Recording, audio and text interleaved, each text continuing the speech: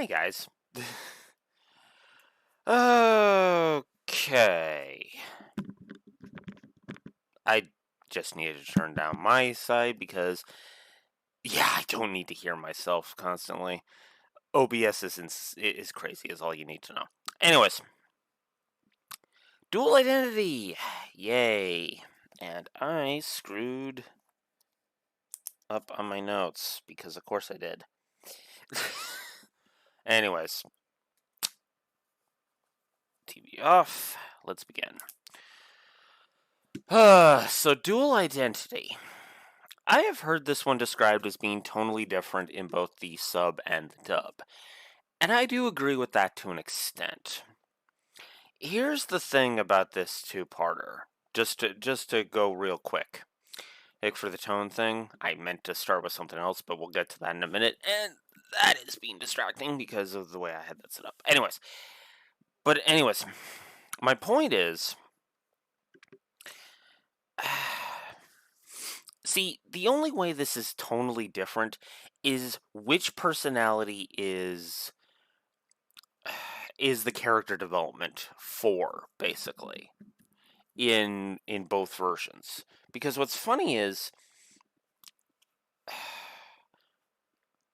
I actually don't think, especially with Mai's final speech at the end, that there's really much difference in the dialogue between the sub and the dub, because both of them are basically Mai promising to come back stronger. Yeah. I mean, the weakness of heart thing is brought up in the sub, but I don't think it's that crucial to, well, I'm sorry for saying this, to hand wave the idea, the fact that Mai will join a fucking cult in season 4.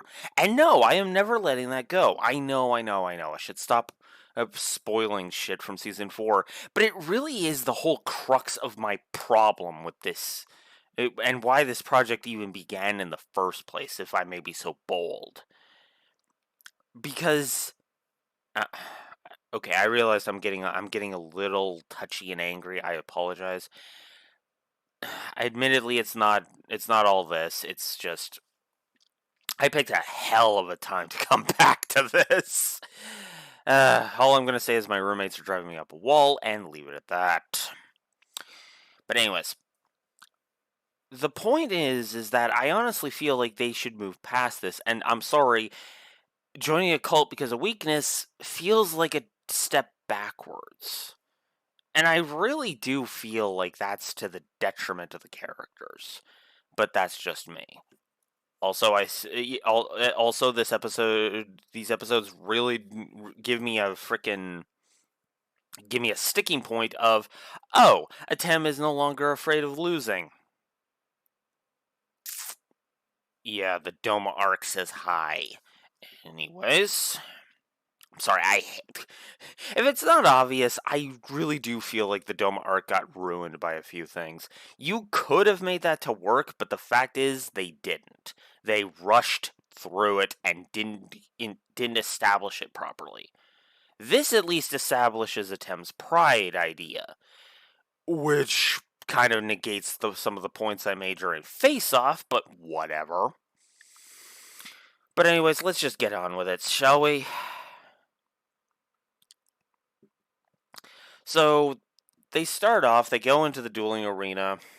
Keith makes his crack about how he has stolen Joey's card. Cute. And then they begin the Duelist Kingdom finals. With Tristan asking in both versions, what do they get if they win? Now in the sub, it's just a simple, hey, you get recognized as being the best duelist in the world. Okay, cool. And that's basically what Duel King means at this point. And in the dub, it's basically you get a request. I gotta admit, I like that better because it's more it's more tangible, right? And the others are saying, "Oh, I only need the prize money," blah blah blah blah blah. But the thing is ambition really does drive at the heart of this, doesn't it?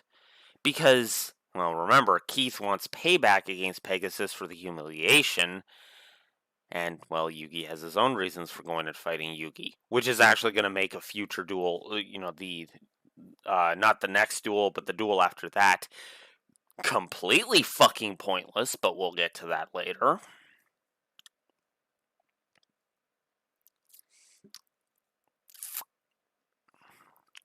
So, the dialogue is definitely different at the beginning of the episode. I said that the tone wasn't really too different. That's more of a later on, but right at the beginning, oh yeah, it's completely different because Yugi is Mai is basically prepping herself up for a dream battle versus versus the whole I'm going to give him an honorable duel because he got me to the finals, which is only kind of true in my opinion, but that's beside the point. I mean, okay, Panic would have eliminated her from the tournament, which still makes the Eliminators just paint Pegasus as a complete fucking callous asshole, but whatever. And yeah, I know. The Eliminators weren't in the spirit of his orders, but I'm sorry, with his Millennium Eye able to scan the entire fucking island, no! he's either callous or he's an asshole. Pick one. Or he's a callous asshole. Pick one. He's either an idiot or he's an asshole. Pick one. There you go. Anyways. Then Mai gets a little bitchy because, well, Yugi is basically playing off his game. Now, it's either a Tem in the sub is off his game or in the dub Yugi is, and it all depends on is he afraid of a Tem hurting Mai? Makes me beg the question of what the fuck were you not paying attention, Yugi? Because Kaiba did that all to himself. That was one of my rants in Face Off. The dilemma only showed up because Kaiba forced the issue.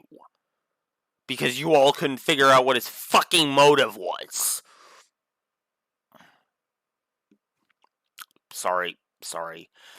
I didn't actually mean to just start dropping F-bombs. This episode does not piss me off that much.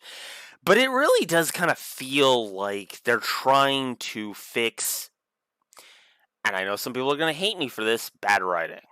And I don't mean just in the sub, or just in the dub, excuse me.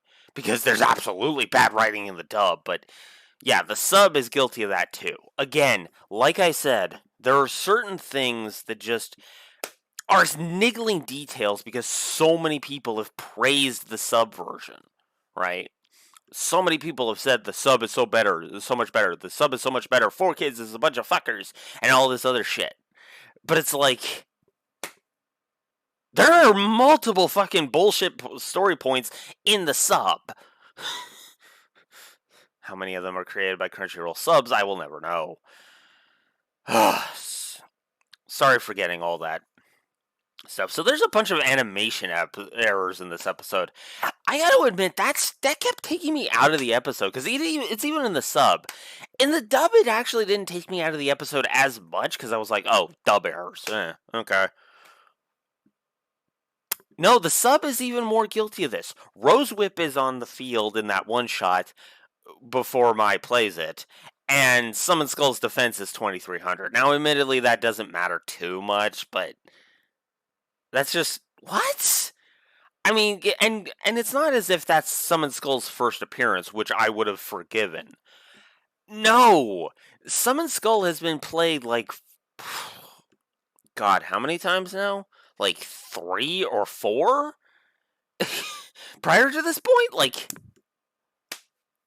or at the very least, it's been on screen for one of those. So I think one of those is I think it's actually 3, because there was one against Weevil, then there was it fusing into Black Skull Dragon, and then it was in his hand during Face Off. But whatever.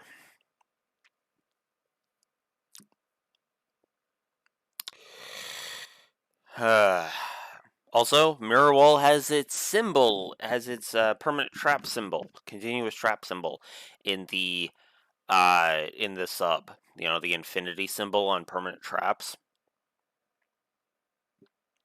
Speaking of Mirror Wall, let's talk about it. Oh, let's talk about it.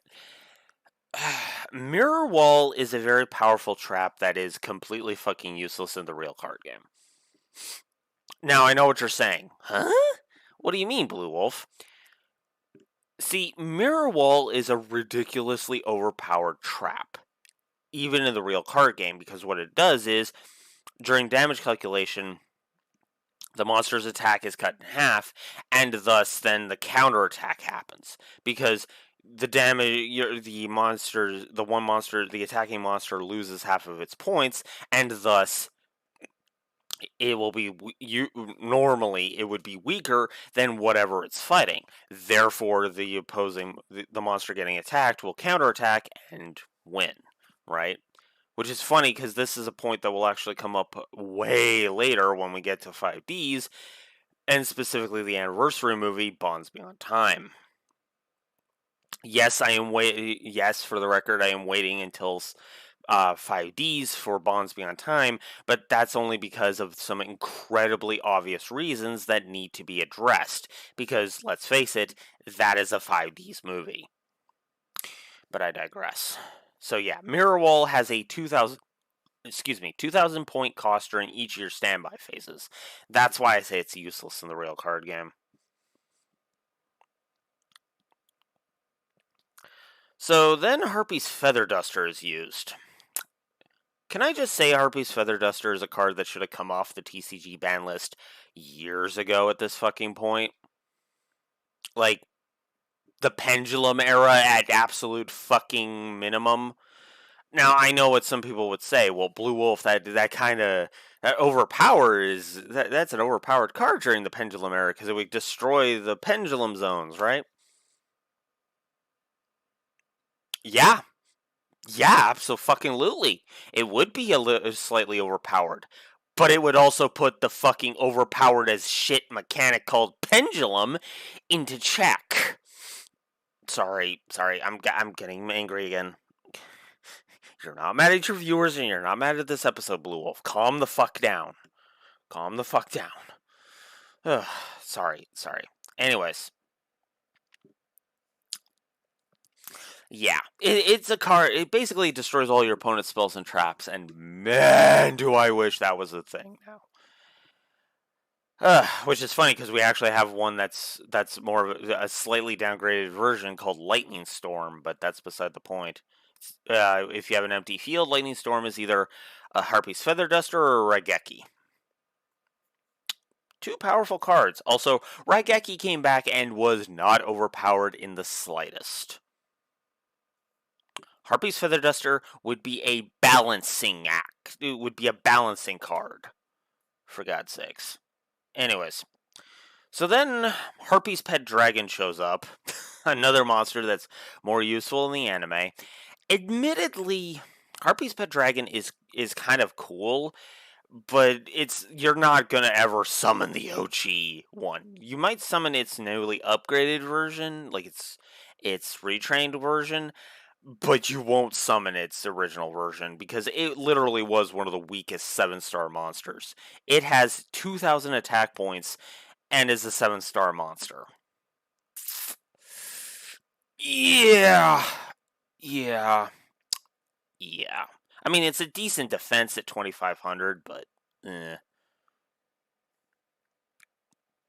You're not going to sack 2 monsters to have a 2,500 defense point wall. Anyways, so then the second episode continues to talk about facing the demons. Mai kind of acts a bit like a bitch.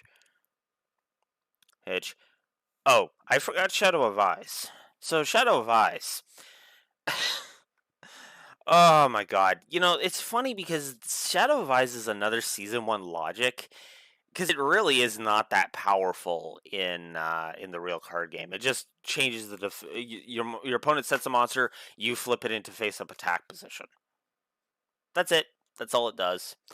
Kind of a waste of a position in the deck, in my opinion.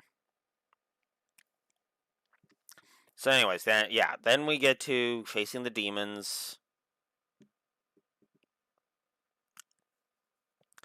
So then he realizes that, from Mai's words, that it was his pride and fear of losing that that's causing him to suck, because he's desperately trying to just get up to Pegasus and face him. The problem is you can't do that. You have to face the opponent that's right in front of you, which is hilarious given the manga, but you get my point. We can talk about that more at the end of the next thing. So then the Harpy Lady Sisters unleash their Triangle Ecstasy Spark attack to get rid of Mystical Elf, who's immune to Shadow of Eyes, because it only works on men, apparently. Also, Yugi mentions Blackluster Soldier, and Atem mentions Blackluster Soldier, and Yugi doesn't know what it is. I'm sorry, what? You don't know a card that's in your deck? It's just an amusing little thing. It's the dub screwing up again, because of course it is. So yeah, my note here is literally about the Triangle Ecstasy Spark thing. Triangle attack, huh? I wonder if Takahashi plays Fire Emblem. Considering the grid layout of his game's play field, that wouldn't surprise me, actually. Oh, and the Labyrinth Duel, too, while we're on the subject. So then Yugi gets swords out because of Heart of the Cards. Then Mai makes fun of Kuribo. So, okay, I know putting Kuribo on the field is a dumb play, and I'd be okay with that if that was the point. But, oh god, Kaiba in Face Off and now Mai here. Oh, Kuribo is so fucking weak and blah, blah, blah, blah, blah. And it's like, oh my god. Kuribo's effect is actually fucking powerful. Okay? It blocks an attack. You idiots! I'm sorry, but if a card like Negate Attack, which I know is stronger than Kuribo's effect, but you get my point, or how do I put this? What card? Here it is. I could have sworn there was an attack that negates all it does is negate an attack. But again, so many cards that people just underestimate as weak then end up becoming powerful. I mean, for God's sakes, oh fuck, what was the name of that card? Literally Seek or something like that. There was a monster with like with a copy effect in that basically made Starving Venom Fusion Dragon OP as fuck, right? And it even got a monster called the Tyrant Neptune banned, right? And that's a level 1 monster with like no stats. What? Hello? Can we stop calling weak cards weak when they lead to people's fucking victory? I mean, god damn it, the Deus Ex Machina of the Kuribo wall! Okay, I'll stop. It's just a sticking point for me. Also, a question, why couldn't Mai play Harpy Lady in that one turn? Because she says, oh, next turn I will be able to beat anything. Why didn't she play it when she drew it? Did she just not think there was a point? I don't get that. So then, Blackluster Soldier, also known as Chaos Soldier, makes his triumphant debut. Can I just say I love Blackluster Soldier? I've always loved the design of it. The only thing that kind of holds him back is that he's a ritual monster. I didn't really talk about... Actually, hang on. Has there been a ritual monster before this? Hang on, now I gotta think. No! This is actually the first ritual monster. Okay, you want to introduce a mechanic to the series? This is a good way to introduce a mechanic. But anyways, the problem with ritual monsters, I can't believe there's been no ritual monsters. I didn't realize that until just now, literally. Anyways, ritual monsters are a very interesting breed of monster because the idea is you need to have the ritual monster and the ritual spell card in your hand. And then you have to tribute monsters from your hand or field whose total levels equal that monster's level, equal or surpass that monster's level. And then there's Forbidden Memories, which just makes it completely impossible to play any frickin' ritual monsters because you need like 3 very specific monsters to activate your ritual, and then it usually leads to something where you might as well have just had the 3 monsters. You might as well have had the 3 monsters normal instead of that, but whatever. But yeah, so Blackluster Soldier shows up, and he's awesome. I love the design of him.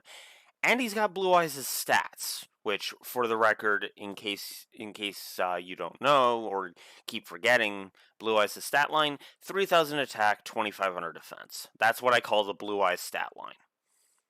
Right. Blanket statement, because it's easier than saying 3,000 attack, 2,500 defense every single time,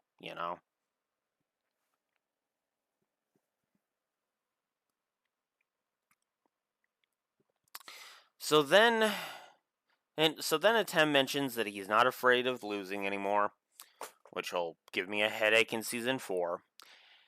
And then my surrenders. I like this, because it shows that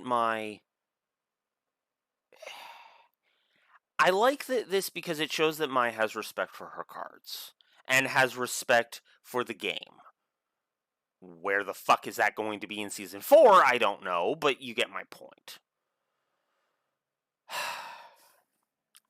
I like it because it is very much a case of... Now I can't find my remote again. It is very much a case of my conceding defeat. I have been defeated by a more powerful opponent, and I accept that. I like that. I like that a lot. But there isn't much else for me to say on this one, because I am out of notes and things to say. I know I kind of barreled through this, but that's mostly because there isn't much to say about either the cards or the duel itself. It is still an interesting duel, but I do think this could have been easily knocked out in one episode.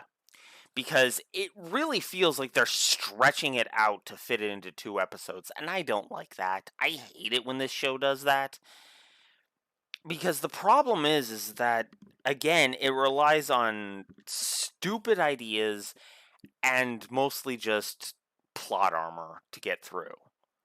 This will become really egregious when specifically Yami Merrick enters the fray, but I digress. Regardless, I hope you have enjoyed this, as minimalistic as my thoughts were. And I'll see you guys next time for an episode I'm actually looking forward to talking about because, well, let's just say it's Joy finally relying less on luck and more on the Dragon of Potential. Geeth's Machinations are next time. Till then, Blue Wolf Alex of the Lore Walkers signing out. Have a good one. Duel stand by.